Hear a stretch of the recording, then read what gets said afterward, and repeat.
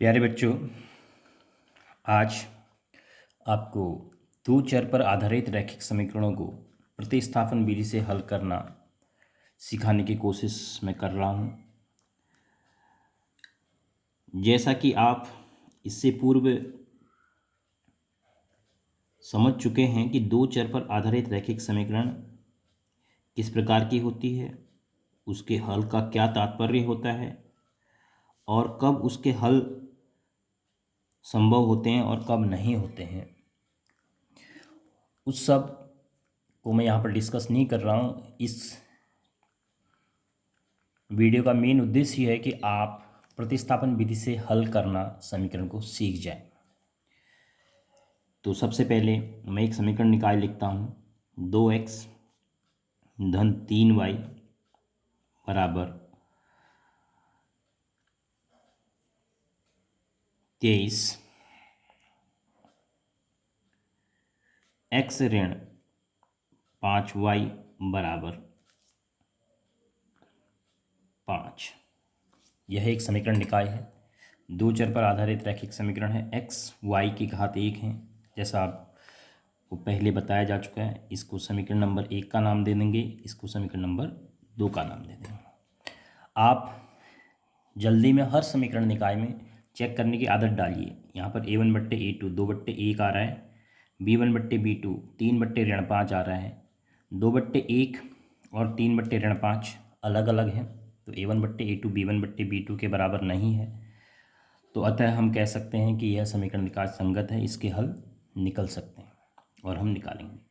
अब जैसा कि प्रतिस्थापन विधि शब्द है, प्रतिस्थापन अंग्रेजी में इसको बोलते हैं सब्स्टिट्यूशन। प्रतिस्थापन का मतलब एक जगह से निकाल कर दूसरी जगह मान रखना। समीकरणों के संदर्भ में अगर कहूँ तो किसी चर का एक समीकरण से मान निकाल के दूसरे समीकरण में मान रखने को हम प्रतिस्थापन कहेंगे। लेकिन किसी भी विधि को इस्तेमाल करने का सबसे आसान तरीका, सबसे अच्छा तरीका क्या है, वह जानना भी आवश्यक होता है। मैं चाहूँ तो x का मान यहाँ पहली समीकरण से निकाल सकता हूँ, y का निकाल सकता हूँ, यहाँ से x का निकाल सकता हूँ, दूसरी समीकरण से यहाँ से y का निकाल सकता हूँ। लेकिन मैं किसका निकालूं और क्यों ऐसा करूं, ये समझना इंपॉर्टेंट है। मैं इन चारों चरों में, यहाँ पर मैं चार कह रहा हूँ, मतलब दो पहली समीकरण के वही दो दूसरी समीकरण के, इन चार स्थानों में सबसे पहले ये देखूं कि कौन से चर का गुणांक कम है। सबसे कम x का गुणांक 2, y का गुणांक 3, y का गुणांक 5 और यहाँ पर x का गुणांक 1। तो सबसे कम गुणांक इसका है x चर का समीकरण नंबर 2 में।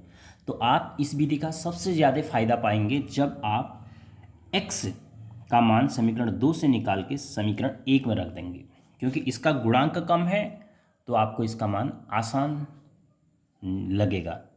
और वह मान जब आप रखोगे दूसरे में, तब आपको ज़्यादा कैलकुलेशन नहीं करनी होगी। चलो करते हैं, लिखेंगे समीकरण 2 से।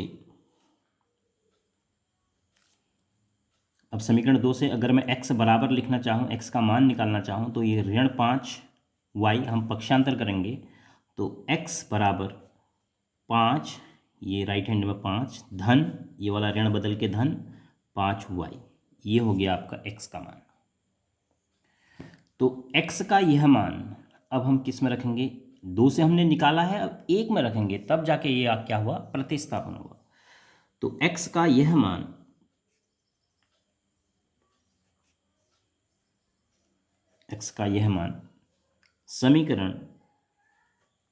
समीकरण के बाद बिंदा करेंगे तो इसको समीकरण ही पढ़ा जाएगा। 1 में रखने पर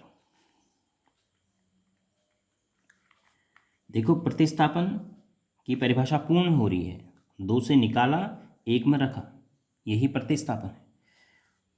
समीकरण 1 आप देखिए गौर से, 2 सबसे पहले लिखा है 2, उसके बाद x लिखा है, तो x की जगह आप रखेंगे 5 धन 5y।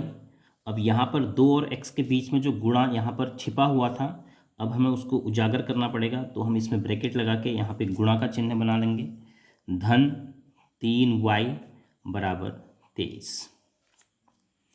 अब ब्रैकेट ऑफ, भागुयोग के हिसाब से सबसे पहले ब्रॉड मास ब्रैकेट ऑफ होगा, 2 पंचे 10, 2 से 5 गुणा हुआ, धन चिन्ह धन ही रहा, 2 पंचे 10 वाई धन 3y बराबर 23। तो 10y और 3y साथ साथ भी हैं और दोनों बराबर चिन्ह एक जैसे चिन्ह के हैं, तो दोनों आपस में मिल लेंगे। 13y बराबर 23 और ये जो 10 अचर राशि है यहाँ पर धन चिन्ह होने के कारण पक्षांतर होने के बाद 23 के पीछे ऋण चिन्ह में, तो y बराबर पहले इसमें से इसको घटाया तो 13 आया, तो एक साथ आप कर सकते हैं 13y बराबर भी लिख सकते हैं, चाहे तो एक साथ करेंगे। यहाँ पर गुणा है ये बट्टे 13, क्योंकि इन दोनों में से घटाने के बाद 13 बचा और ये जो गुणा के बाद 13 का पक्षांतर भागा में होगा, तो y बराबर हो गया 1। तो हमारे पास एक चर का मान आ चुका है y बराबर 1। अब हम y का मान, चूँकि हमारे पास x का मान पहले से ही है तो हम उसमें रख सकते हैं। तो चूँकि हम इसको नाम भी दे सकते हैं समीकरण नंबर 3, नहीं देना चाहें तो सीधे भी लिख सकते हैं। चूँकि x बराबर 5 धन 5y हम पहले ही निकाल चुके हैं, तो इसलिए x बराबर 5 धन 5 बीच में गुणा y की जगह 1, तो ये हो गया आपका। बहुत बच्चे जल्दी में 5 5 10 कर देंगे, ये गलत है, क्योंकि भागु जोग आपने पढ़ा है तो पहले गुणा होगा 5 धन 5 का 5, अब जोड़ होगा, तो x बराबर 10। इस प्रकार से आप प्रतिस्थापन विधि से समीकरण को हल करके चरों का मान निकालेंगे। प्रश्न के अंत में जब आपका दोनों चरों के मान प्राप्त हो जाते हैं, उसको कोष्टक आयताकार बॉक्स में ज़रूर लिखिए x बराबर 10, क्योंकि जब भी आपकी उत्तर पुस्तिका चेक होगी सबसे पहले आंसर पे नज़र जाएगा। अगर आंसर जितनी अच्छी तरह सजाया होगा आपका उतना ही अच्छा इम्प्रेशन एग्जामिनर के ऊपर जाता है। तो यह है प्रतिस्थापन विधि से